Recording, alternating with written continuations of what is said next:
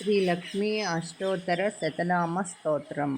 ॐ देव्युवाच देवदेव महादेव त्रिकालज्ञमहेश्वर करुणाकरदेवेश भक्तानुग्रहकारक अष्टोत्तरशतं लक्ष्म्याः स्तोत्रमिच्छामि तत्त्वतः। ईश्वर उवाच देवी साधु महाभागे महाभाग्यप्रदायकम् सर्वैश्वर्यकरं पुण्यं सर्वपापप्रणाशनं सर्वदारिद्र्यशमनं श्रवणात् भुक्तिमुक्तिदं राजवश्यकरं दिव्यं गुह्यात् गुह्यतमं परं दुर्लभं सर्वदेवानां चतुष्षष्टिकलास्पदं पद्मादीनां वरान्तानां निधीनां नित्यदायकं समस्तदेवसंसेव्या मणिमाद्यष्टसिद्धिदं किमत्र बहुनोक्तेन देवी प्रत्यक्षदायकं तव प्रीत्या च वक्ष्यामि समाहितमनः शृणु अस्य श्रीलक्ष्मष्टोत्तरशतनामस्तोत्रमहामन्त्रस्य महालक्ष्मीः देवता क्लीं बीजं भुवनेश्वरी शक्तिः श्रीमहालक्ष्म्या प्रसादसिद्ध्यर्थे जपे विनियोगः। करन्यासः ॐ श्रां सां अङ्गुष्ठाभ्यां नमः। ॐ श्रीं सीं तर्जनीभ्यां नमः। ॐ श्रूं सूं मध्यमाभ्यां नमः। ॐ श्रीं सें अनामिकाभ्यां नमः। ॐ श्रौं सौं कनिष्ठिकाभ्यां नमः। ॐ श्रं सं करतलकरपृष्ठाभ्यां नमः। अङ्गन्यासं ॐ श्रां सां हृदयाय नमः। ॐ श्रीं सीं शिरसे स्वाहा। ॐ श्रूं सूं शिखायै वषट्। ॐ श्रीं सें कवचाय हुम्। ॐ श्रौं सौं नेत्रत्रयाय औषट्।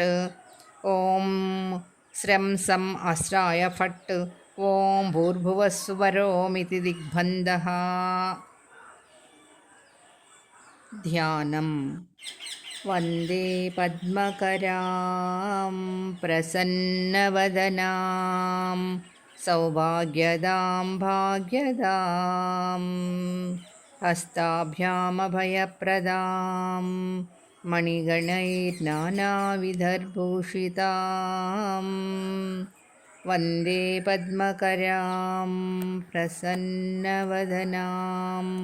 सौभाग्यदां भाग्यदां हस्ताभ्यामभयप्रदां मणिगणैर्नानाविधैर्भूषितां भक्ताभीष्टवरप्रदां हरिहरब्रह्मादिभिसेवितां पार्श्वे पङ्कजशङ्खपद्मनिधिभिर्युक्तां सदा शक्तिभिः सरसिजनयने सरोजहस्ते धवलतरां सुखगन्धमाल्यशोभे भगवती हरिवल्लभे मनोज्ञे त्रिभुवनभूतिकरी प्रसीद मह्यम्।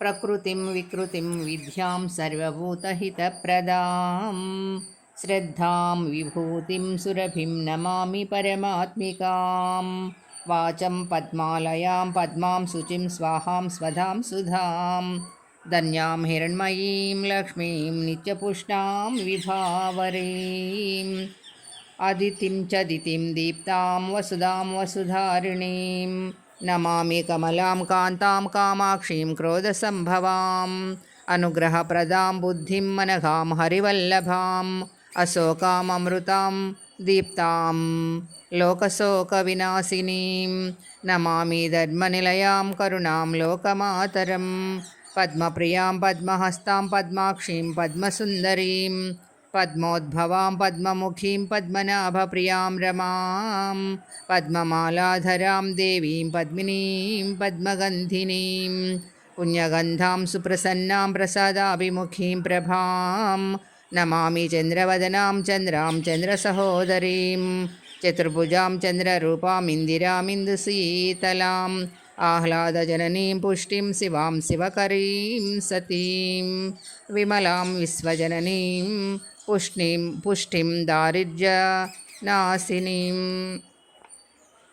प्रीतिपुष्करिणीं शान्तां शुक्लमाल्याम्बरां श्रियं भास्करीं बिल्वनिलयां वरारोहां यशस्विनीं वसुन्धरां उदाराङ्गां हरिणीं हेममालिनीं धनधान्यकरीं सिद्धिं श्रयणसौम्यां शुभप्रदां नृपवेस्मगतानन्दां वरलक्ष्मीं वसुप्रदां शुभां हिरण्यप्राकारां समुद्रतनयां जयां नमामि मङ्गलां देवीं विष्णुवक्षस्थलस्थितां विष्णुपत्नीं प्रसन्नाक्षीं नारायणसमाश्रितां दारिद्र्यध्वंसिनीं देवीं सर्वोपद्रववारिणीं नवदुर्गां महाकाळीं ब्रह्मविष्णुशिवात्मिकां त्रिकालज्ञानसम्पन्नां नमामि भुवनेश्वरीं लक्ष्मीं क्षीरसमुद्रराजतनयां श्रीरङ्गधामेश्वरीं दासीभूतसमस्तदेववनितां लोकैकदीपाङ्कुराम्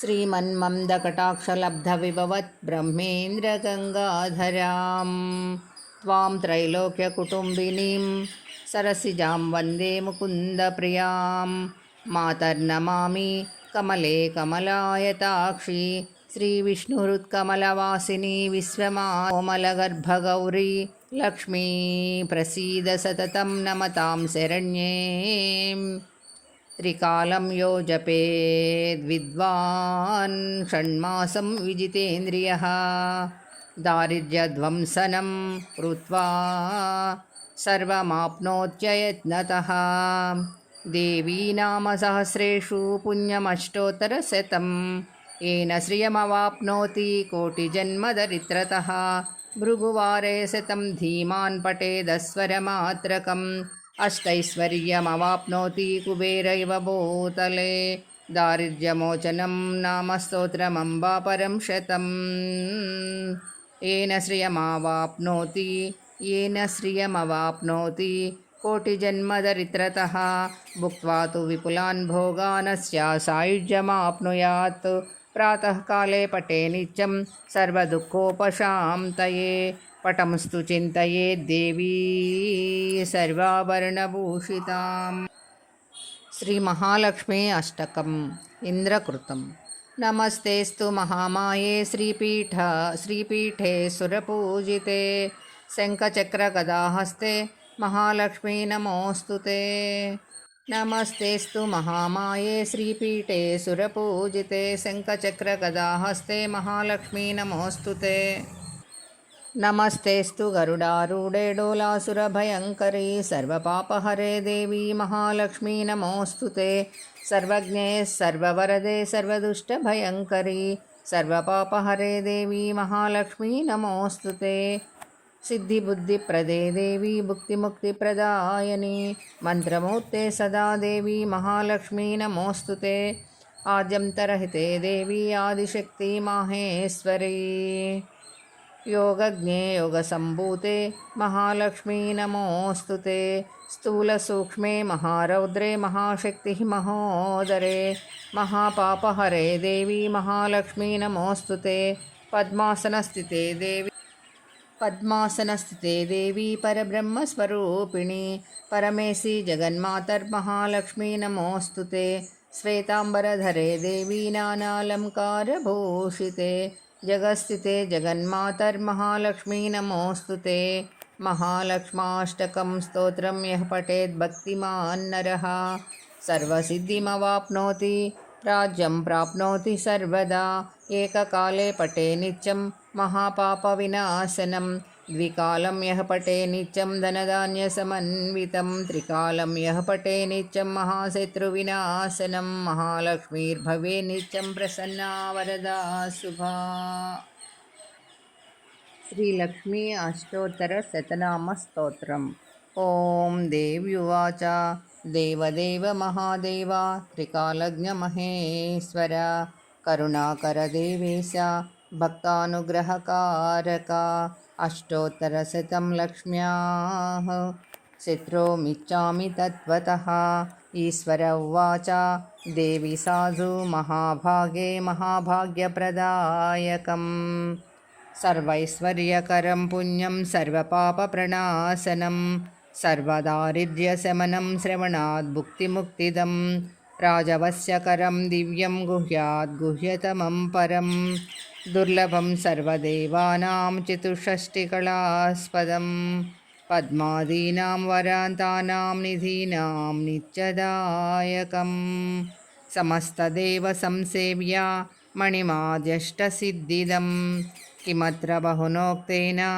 देवी प्रत्यक्षदायकं तव प्रीत्या च वक्ष्यामि समाहितमना शृणु अस्य श्रीलक्ष्मष्टोत्तरशतनामस्तोत्रमहामन्त्रस्य महालक्ष्मीः देवता क्लीं बीजं भुवनेश्वरी शक्तिः श्रीमहालक्ष्म्या प्रसादसिद्ध्यर्थे जपे विनियोगः